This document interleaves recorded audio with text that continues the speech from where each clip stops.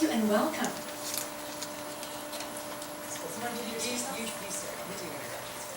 Alright, so my name is Chris. I'm an FNP student here at SMU. I'll be graduating in December. I'm also the IHC president, which is a new club here on campus. We've been around for about a year. So I'll tell you guys a little bit more about that. And this is Dr. Sharon Gorman. She's our club advisor and PT faculty here. So, like Diane was saying, our club and these medical trips are very, very interprofessional. They're, in my opinion, like the best example of this whole idea of interprofessional education and collaboration that I'm sure all of you guys have heard about. And with our healthcare system, I mean, we're entering more of a team approach. So I think it's really important for us to collaborate together, really understand, you know, how and where other healthcare providers are coming from. And it's been a really good opportunity for all of us that have participated with this to, you know, work together. And so I've, you know, worked with a lot of PA students, a lot of ABSN students, PT, and we're hoping to like spread. So hopefully, you know, we get some OT and podiatry as well to come on these trips. So our club is the International Healthcare Club. It's an SMU sponsored club. It's open to all students, faculty, and staff and alumni. Like I've been on 2 trips this last year to go to Panama in August and in April, and I still plan on, you know, maybe coming and participating as an alumni after I graduate. So I definitely recommend you guys, maybe if you can't go on a trip as a student, you know, it's something that you could do later on. I will say that it's probably a good idea to go as a student just because, you know, your schedules are flexible and whatnot, but it's a really good opportunity. But the IHC, we aim to support, you know, student travel to go to these underserved areas all over the world, and then just, you know, raise awareness through fundraising and interprofessional cooperation. So the benefits of these clubs, because international healthcare trips aren't new to SMU. Students and faculty have gone over the years, but what we've kind of found is there's this kind of unsaid competition. Like some groups will be raising money to go to Ghana, other groups are raising money to go to Myanmar or Burma, and it was kind of like a way to, this club is kind of a way for us to collaborate and really have more of taking that student passion and energy together and you know, work together rather than kind of compete to raise money here on campus. And then just working with the you know, the bureaucracy of SMU, having a little more support from them as well. So as a, you know, SMU sponsored club, this allows that to happen. So here's some of our fundraising that we've done. Just this last year, we were able to raise enough money and then some for 2 medical trips to Panama. So we've done things like bake sales. We will be having like an annual gala event. So over there we do some auctions and raffles and sell some food and things like that. We also get a lot of support from local vendors and local establishments like restaurants and things. And then the A's have also been really supportive. I don't know if you guys saw the win yesterday, but we're still in the wildcard race, which is good. But the A's have been really supportive, and we've actually had, we went to 2 games, and we were able to raise money with them as well. So those are always fun, and everybody likes baseball, so it's a good event. And then Sharon's going to talk about specifically our trips this last year to Panama. Hello. So this is an actual quote from someone when we were going through immigration. They asked us where we were going because we were in a nice big group. And one of our Spanish speakers kind of took the front and said, "Oh, we're going to this place called Patata." And the guy said, "There's no such place called Patata." We're like, "Well, that's a little frightening because that's where we're going." And I know the map is tiny, but what you'll notice at the little place location, there is no name because that's how tiny it is. There is no name. You pretty much have to enter the coordinates of where it is to actually locate it on the map. So it's kind of the definition of off the beaten path. If you really like your creature comforts, this might not be the particular trip for you. There's probably other trips that different groups are going to go on, but this might not be the one for you. So we arrived in Panama. We had, and I've got some pictures later. We got a little bit of time for being tourists, so it's not all work. There is a look at Panama City day, and then we start our journey to get to Patata, which pretty much takes the whole day. We have to drive to we have to leave Panama City and drive to Santiago, which is a larger city outside of Panama City. And then we drive for about 45 minutes to an hour to where the road ends. And the first time they said that, I was like, well, that's just a euphemism for something. No, it's where the road ends, like there stops being concrete and there's no more real road. And then it's 4 hours up the hill in some sort of truck. We have a group that does all of our in-country logistics that we partner with. And you'll notice we tried to get pictures of the different kinds of trucks. One time we had a giant military truck that we were all in. That was an interesting one because part of the road is so steep that we had to get out and walk because they were afraid it was going to unbalance the truck. So that was fun. It was especially fun if you got out on the way up and you had to walk up it. On the way down, it wasn't so bad, I heard. And then sometimes we're in a little like fleet of 5 or 6, just 4x4s, with people crammed in there. If people are worried already about I get car sick, there's usually always room for people who have some car sickness to sit inside the cabs. So there usually is that, but obviously not for everybody, as you'll notice by the vast amount of people hanging out of trucks. I'll be honest, this is probably the craziest thing I've ever done, and the fact that I've now done it 4 times, I think means I'm certifiable, but it's also kind of the most fun of the trip. Because you start to notice things like the houses are getting more rural and they're looking more like huts and they're not really looking like houses built out of cinder block. And the phone line, all of a sudden you'll look up and you'll be like, oh, there's no more electricity. There's no more electrical lines going anywhere. And people who like to check their phones a lot will notice when all of cell phone and internet goes away entirely. So it is pretty removed. And where we go is to a region called a Comarca, which is like a native person reservation. We use the reservation kind of word in English. And the people that we're seeing are mostly the Nagebugle people. Here are some pictures. They look very Mayan. They're very short, dark-skinned. Live mostly as subsistence farmers. So there's a lot of farming that goes on. So there's a lot of work with machetes. So I'm really busy because if you're bent in half all day doing this, you pretty much are going to have some physical therapy type problems. They also live in huts that have dirt floors, so that introduces some of the issues that we see because there's a lot of scabies and there's a lot of lice because they don't have a way to really kind of clean that up currently. But they're very sweet and absolutely adorable, and you'll notice how they carry their children in their native bags. This one would obviously be too small for a baby, but you could get a bigger one, and you'll notice that that little girl in the upper picture is hanging out in the bag, because until they're old enough to walk, which is their main mode of transportation, some people might have a horse or a mule, but most people walk, and for hours a day. Kids will walk to school 2 or 3 hours one way to get to school, 4 days a week. So clinic, this last year in April, we saw about 400 patients over 3 days, and we spent the whole time in Batata. We set up our shop at a school. Because it's so remote, they have some dorm areas because the teachers will come and stay for the whole week because they don't live there. They live in Santiago. So they'll come and stay for Monday through Thursday, leave on Friday, and then come back Sunday night to teach for the week. So we kind of take over their living space, and then we use the classrooms as our clinic space. So here's a lovely picture of down this kind of row where we have all of our clinic spaces set up with people waiting for different services. When we went back in August, we saw about twice as many patients. We actually saw 402 patients on our first day, which was the whole amount we had seen the entire 3 days in April, which was a little frightening. Also really fun, there had been a big rainstorm, so there was no power from about like 1 o'clock on, so it was head lamps for everything. And when did we close up? 8:30 or something like that? It was about 12 hours straight. I mean, we all took breaks, but. And then we did a different thing on that trip. We drove down the hill to our halfway point, where we usually stop when we're coming up, to a little village called El Peñón, and we had a clinic there. We were going to have a clinic farther away from Batata on the 3rd day, but August is the rainy season, and the road we had heard through the grapevine was really bad, and a truck had gotten stuck the day before, so we decided not to chance it with all 30 of us and our supplies, and we set up another day of clinic at Batata. And I'm going to let Chris go through these pictures.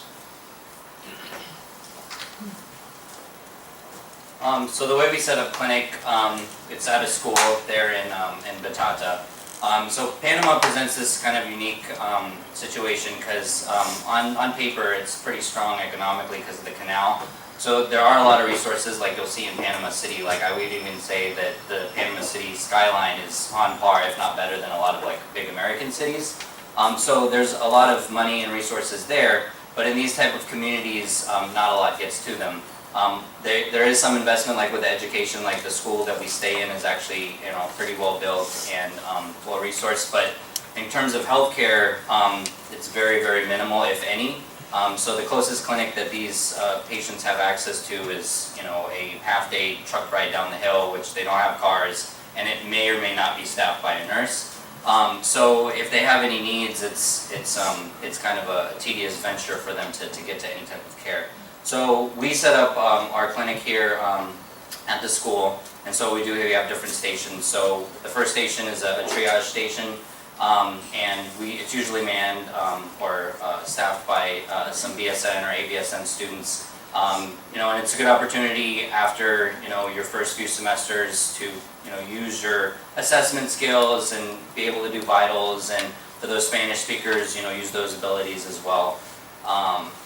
And then we also have a provider room after that where everyone kind of cycles through. So the way at least this community comes to the clinic is it's typically in families. So usually it's with the mom or the dad, and then they have several kids normally. So we usually see about 4 or 5 patients at a time.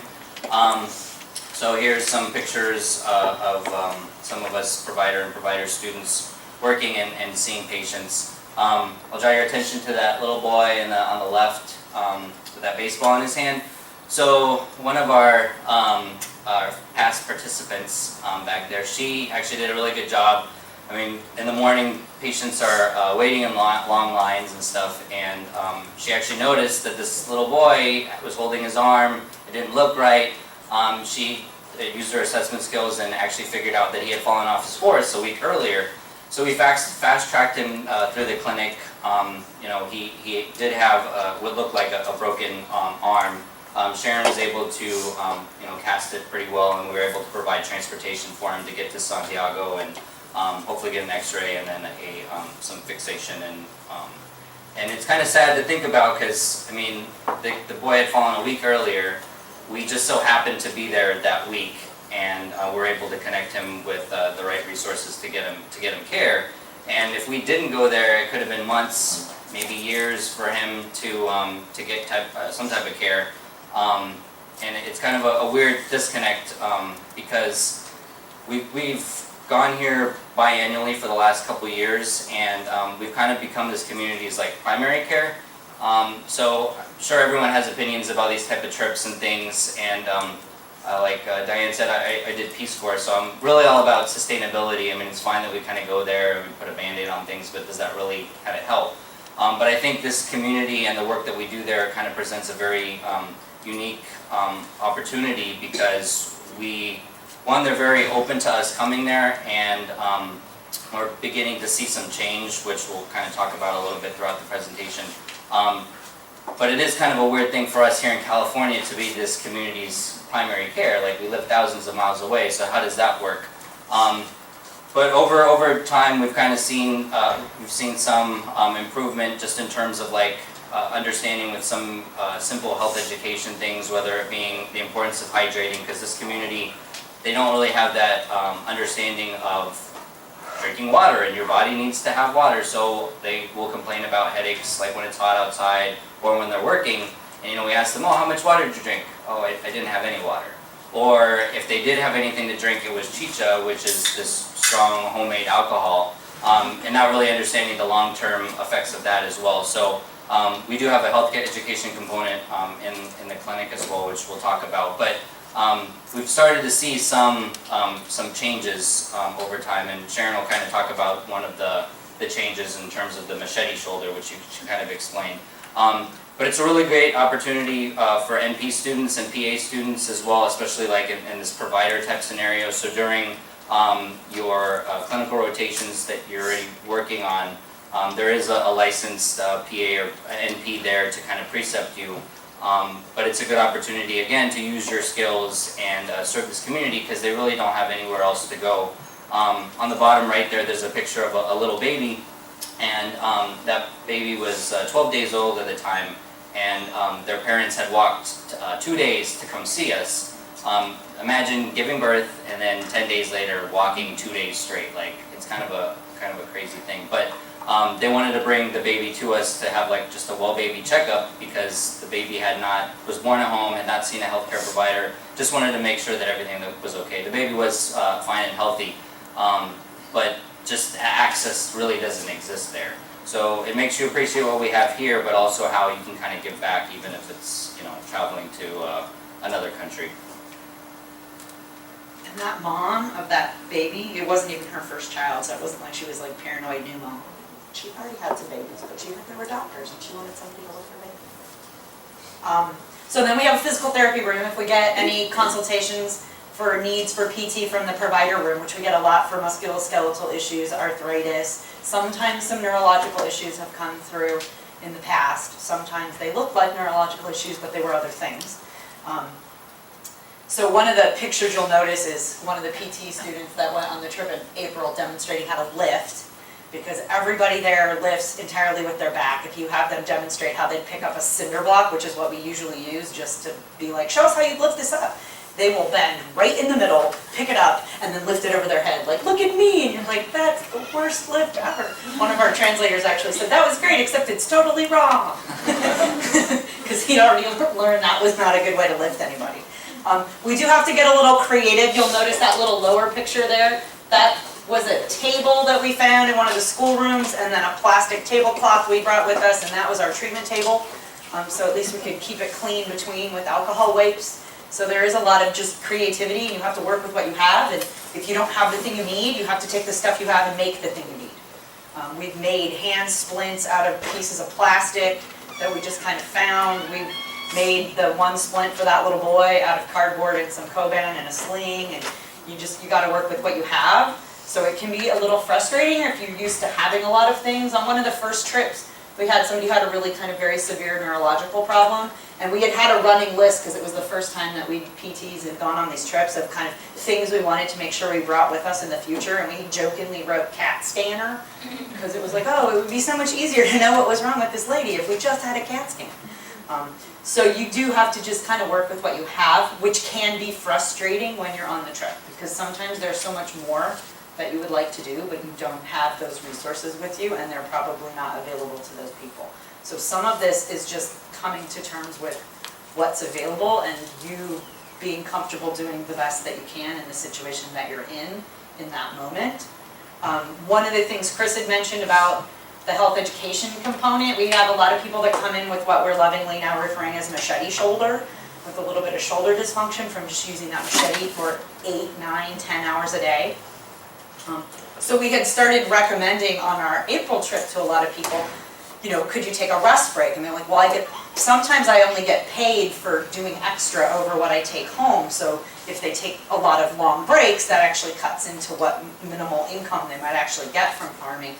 So we were suggesting, well, could you at least put it in your other hand? And yeah, you won't be as good, but you can, you know, keep working a little and you rest your, you know, dominant arm. This trip in August, every single person with a shoulder problem that we thought was related to machetes, we asked if they used both hands with the machete, and they all said yes. So somehow that had trickled down to like the whole community almost. Seems to know now that they should be taking a break and using the other arm to relieve some pressure. So it's nice to see little changes like that. And even I had one lady who came back in April. She had been there the year before, and we were examining her, and she goes, you told me last time I'd probably have arthritis. You gave me some pills that really helped when it was really bad, and you gave me some cream to rub on my knees, and I just want some more of that.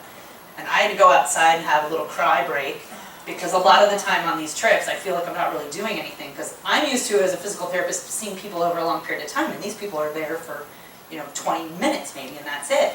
And for someone with arthritis, there's not a whole lot you can do when they don't have refrigeration, they don't have ice, so we give out a lot of biofreeze, and I usually feel like this is the most ridiculous thing I've ever done in my entire career is, here, have a, you know, urine cup full of biofreeze to take with you because maybe it will help with your pain. And here was this lady who had come back 9 months later and was like, the things you gave me really helped and I would like some more, please.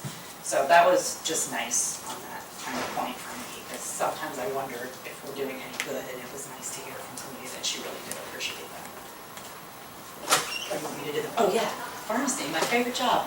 You have to be flexible on these trips. The first time we went to Panama 2 years ago, there were 5 PT and PT students, which was like way too many for how many patients we had. So I spent my whole first day working in the pharmacy. So some of this is being flexible and doing what needs to get done. I am obviously not a pharmacist. We have a pharmacist that comes on the trips with us, but I learned how to count meds. I learned how to write down med labels in Spanish, because she would write one and I just copy it, 57 times. I learned how to put together little, what we call family packs. So we take a lot of donations of toys for the kids, little gifts for the parents, toiletries, and we kind of look at who the family was and go, okay, there's a mom and there's 4 boys. What do we have? Oh, we got a bandana, we've got a baseball, we've got some shampoo, and we have dry skin, so we'll put some lotion in there. So that, and here's the pharmacy. And I don't know if the craziness is completely inherent in any of these pictures, but there's a lot of, sometimes after clinic, up really late at night, filling pharmacy stuff, getting everything prepped for the day before. But we do learn, which is kind of fun too. We've learned to pre-print all of our pharmacy labels, so now we only have to write in the doses, all in Spanish, bring those on little labels. So, as we do this more, we've kind of figured out what we can do to kind of make things go a little bit faster. But pharmacy is actually really fun. So I learned more about drugs my one day in the pharmacy than I think I've learned in 20 years as a physical therapist.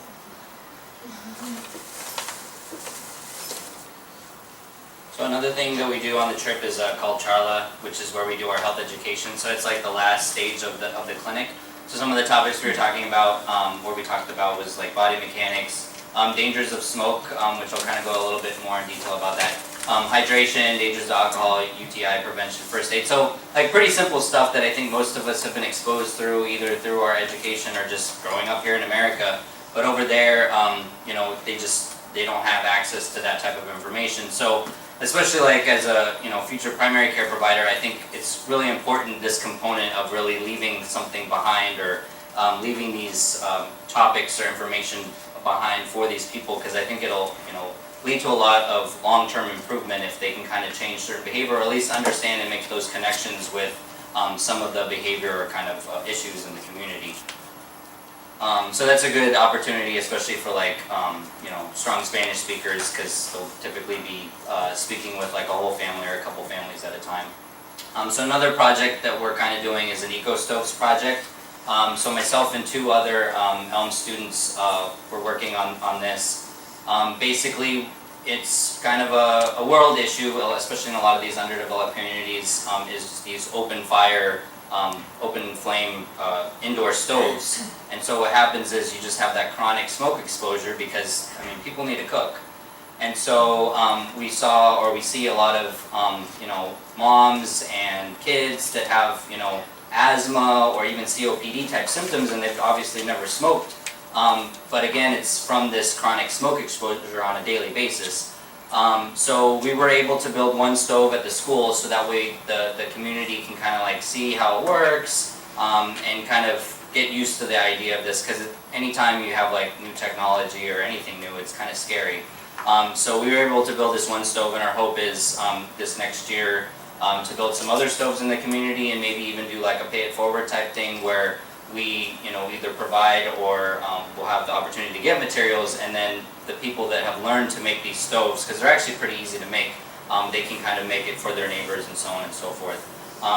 So again, it's like kind of a simple thing, but it'll go a long way in terms of improving the family's quality of life, and not really changing what they have to do. So we also have some fun, like Sharon was saying, on our trips. On the last day, we sometimes go to the beach. We also have like a See Panama Day where we're able to see the canal, because it's kind of a cool thing. It's also the 100th year anniversary this year, so. Yeah, we missed the actual anniversary by 2 days. It's kind of sad. Yeah. So it was a pretty big project, and it's kind of cool to go there and see what it's like. And then for those people that like shopping, being able to go shopping and things as well. And then one of my favorite things to do is after clinic, Panama, the kids there really like to play baseball. It's one of those things, and most countries you go to, they obviously like football or soccer, but In Panama and a lot of Central American countries, they like to play baseball, so we were able to bring some baseball equipment. One of my favorite things is just after clinic to go outside and play with the kids, and they're really good. Like, they know that in all the rules and everything, and it's just a fun time with them. Living conditions overall, in my opinion, are pretty good, but some people, might have some complaints about it. At least when we're at the school, there's the teachers' apartments that we stay in.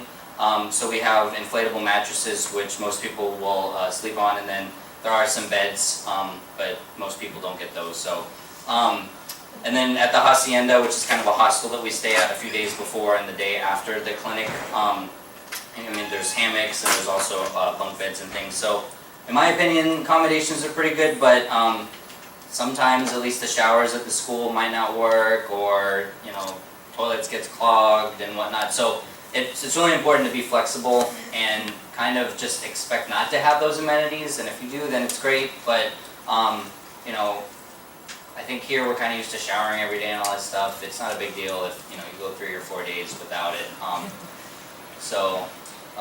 Yeah, and then it won't be a problem. And then food-wise, like, we eat really great. A couple of the people that we work with, their organization, their sisters actually come along and they cook amazing food for us. Sometimes we'll even cook a lot of American food, because I know some people, being away for a little while, they just crave a peanut butter and jelly sandwich. So, like, for lunch one day we had peanut butter and jelly. The Panamanian food that they make is amazing. Really enjoy it. I definitely think I gained weight on these trips. So we have some future trips planned for this next year.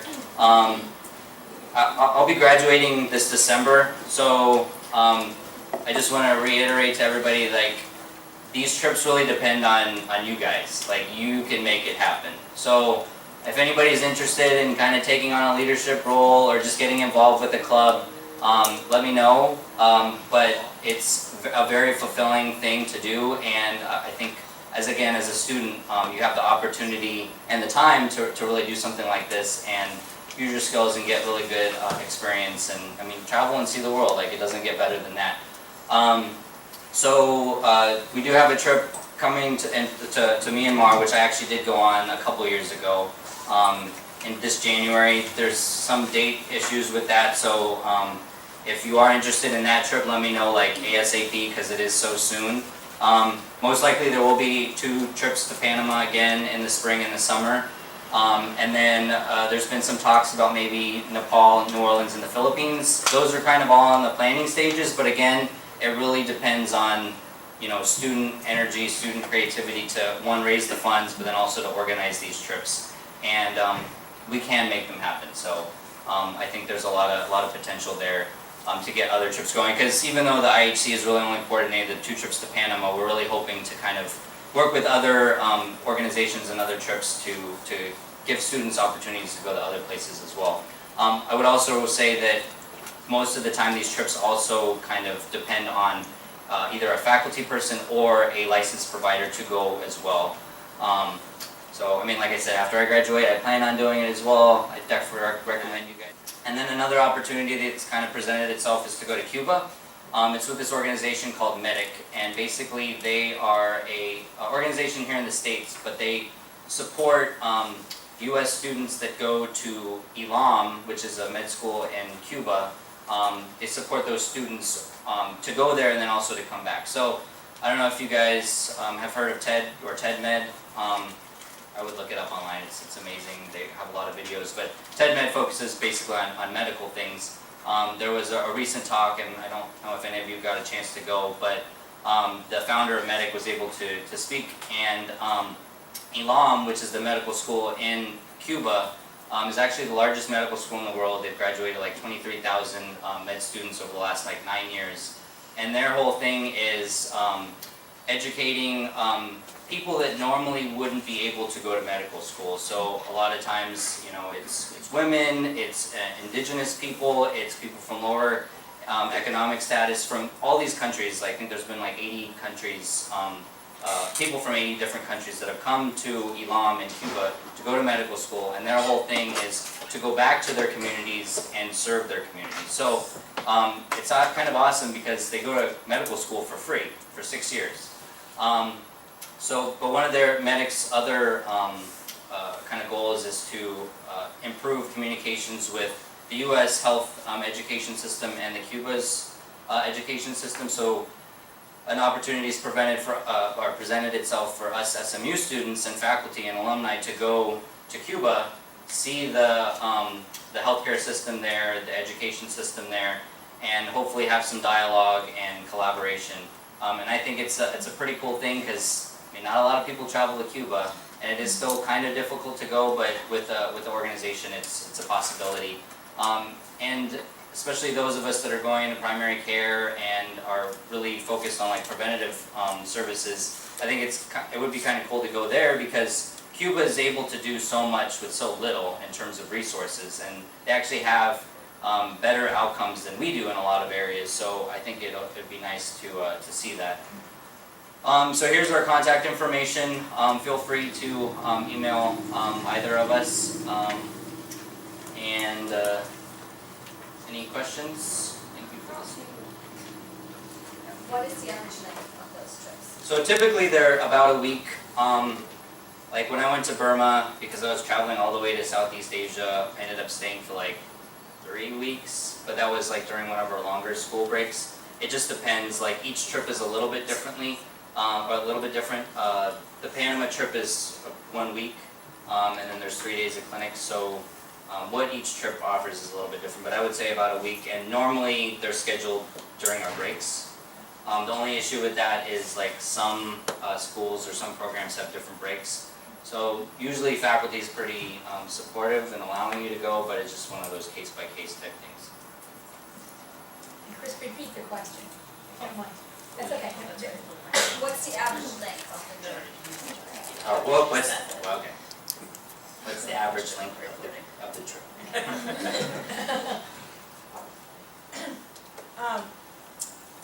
A question and a comment. The question is, do you ever think of doing something that's more like a train-the-trainer kind of thing, so that you don't have to wait the 6 or 9 months or a year till you come back? So that's one question. And the comment is, for those of you who are sitting here thinking that Chris is the most astounding person in the world, you could never meet him, I do remember when he sat in the back of the room for a few weeks, he's a little quiet guy. And, he just got more and more engaged in this, and he's really contributed to the university. I just want to applaud him for that. And you also can step in and it's an opportunity for leadership, and there's something really exciting, like this is going to a whole bunch of countries and learn a lot. So I want to encourage other students, and also I really do want to honor Chris. Hope he continues to do it. Or we can take our Yeah, pretty much. So the question was. Yeah, I'll do the question. Thanks, Margie. I have comments on the question. So the question was, what about a train-the-trainer so that we would have a little more sustainability in between these visits, especially in a place like Panama where we keep going to the same community? We've been considering that. That was why this last year we started all the Charla stations with the patient education, so that we were hoping to kind of do that amongst them, and there has been some talk of that. It does get a little difficult just because these people are busy. I mean, you wouldn't think they're busy, they don't have iPhones, they don't have computers, they don't have the internet, they don't have TV at night. They do have radio. Everyone has their little radio, which they're always listening to. But kids are walking 2 hours to get to school 4 days a week, and moms have to walk that far to get anywhere, if they want to go to a market or if they need to buy something that they can't make. So it does become an issue of time, like how would we do that? But we've definitely been thinking about it, and that's one of the reasons we're trying to start with these smaller projects, so that people understand that we're there. And we're also trying not to come and just impose what we think they need, which can be really easy to do. I know better than you do. So that's how the Eco Stove project has really started, was the more we talk to families, they know the smoke is not good for them, and they don't have a solution.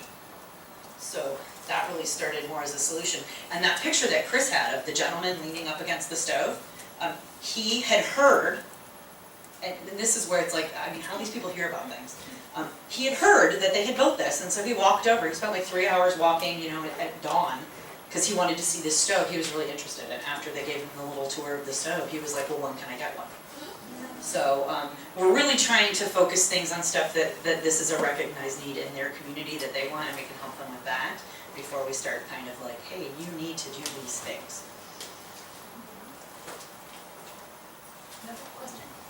What's the approximate out-of-pocket cost to go on a trip?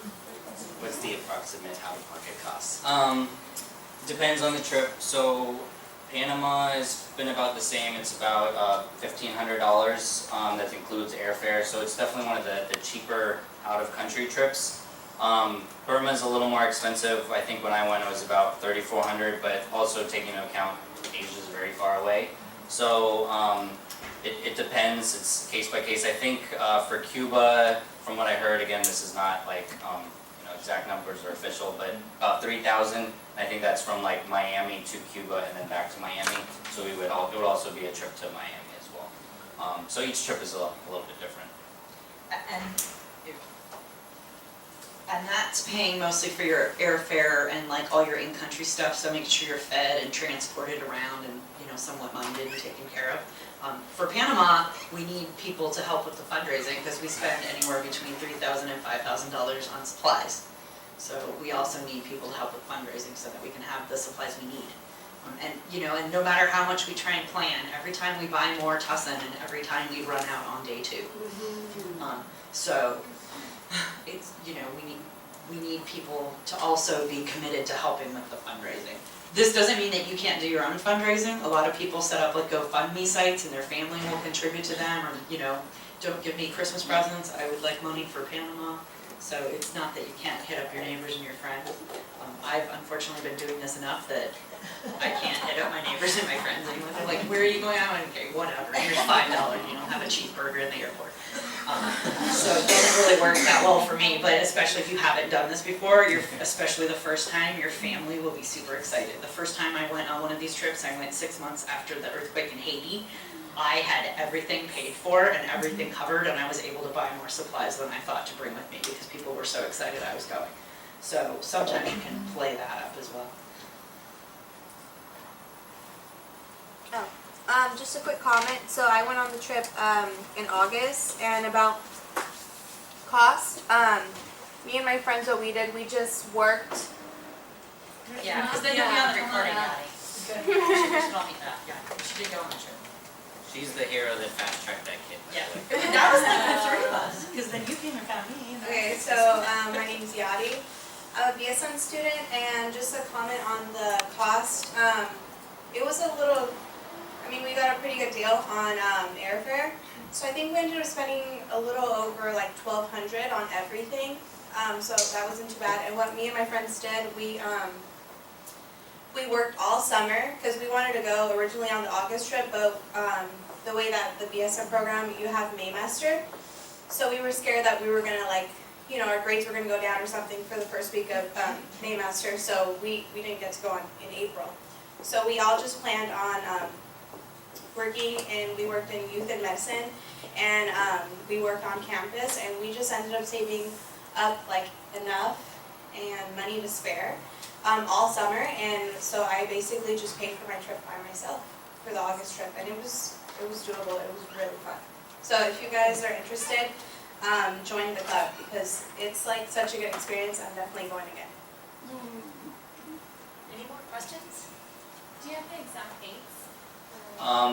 No, but at least the medic trip seems to be kind of up in the air, but they're pretty flexible. We might even do 2 trips to Cuba if there's enough interest.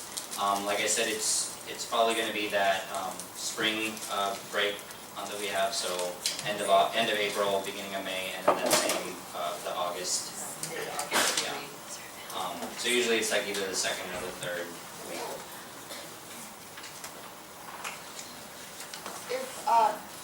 If someone's got a Samuel Merritt student, say your partner wants to go, And non-SMU people go. Yeah, so we actually had a lot of, or a few Cal State East Bay students go, and faculty person go as well. So it's definitely open. if there's a lot of interest, we kind of like to keep it with somebody with some type of skill to offer, whether it be, a language or a language skill or, another healthcare provider. But we are open, so if there's room, we're open to having other people go as well. When are the Cuba days there or not? One of the Cuba months, again, it'll probably be that spring again, or in that summer, if we do it. But they seem pretty flexible, so, again, most of these trips are kind of in the planning stages still, so it's nothing permanent. So one of the other kind of things that the club's gonna try and do is to kind of be a clearinghouse as dates get confirmed. So we have a website for the International Healthcare Club, and we always put that when we have emails that go out about our meetings. And so check in there, because we're gonna try and set up pages for each country. So that way you can be like, oh, I'm interested in Cuba, and you can click there and it'll have kind of like what's the most up-to-date information, and then who the specific contact person would be for that trip. So it's one of the other things the club's trying to do is serve as a way where you guys can learn about all this in one place, instead of having to bump into a student in the program where the person is the lead person for that trip. So it makes it a little easier for you guys to kind of figure out what seems to suit your needs, your wants, your willingness to handle things, and your cost issues. So where, do you have a page? We do already, and you can get to it from the SBA page. I think it's I just think if you just /IHC, yeah, it's just smu.edu, /IHC, and it'll send you right there. Right now, the only extra page is Panama, just because this last year that was what we're working on, but that's in the works. As these other ones get solidified, we'll start adding pages for that. And we always send out a blast email before the club has any meetings, so make sure you pay attention to that. And we have been known to Skype or FaceTime people into meetings if you're, stuck someplace else, or if you're on another campus. If you're watching this and you're on another campus, we do have that opportunity if we need to as well. Thank you both very, very much. Thank you. This was excellent. And I asked you to fill out the eval forms. I hope there are enough to go around. This is a great turnout. And if you have ideas for other workshops, please write those down. And again, Chris will be back here next week and doing one on the Peace Corps. So, Thanks you guys for coming, I Thank you. appreciate it, I know how busy you all are.